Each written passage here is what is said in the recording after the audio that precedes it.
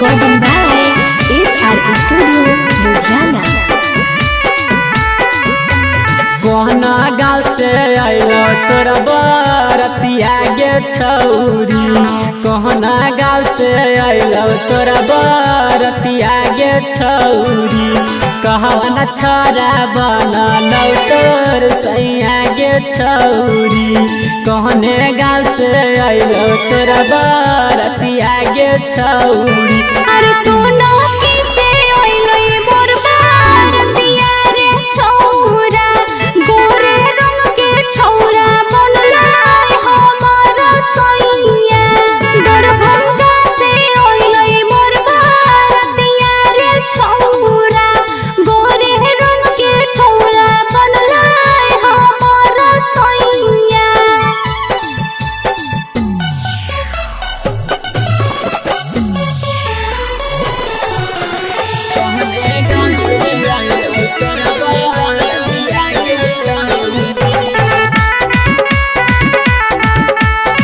Present by New Moon Official.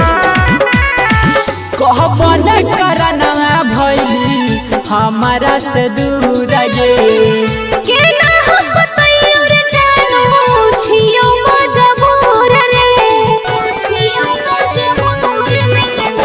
कहबन करना भइली हमारा से दूर गे। के ना हम तैयार जानो रहियो मजबूर रे। आगे कहने रंग के पेन्हानी तू सरिया गे छौरी। कहना वाला बैठल रही गरिया गे छौरी। अरे लाले रंग के पहनने रहियो सरिया रे छौरा। बैठल रहियो हे बुलेरो गरिया रे छौरा।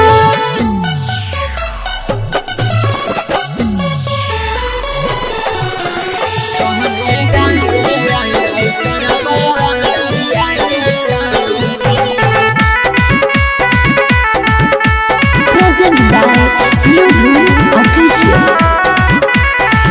के लही नहीं हमारा एको बेर खबर गे।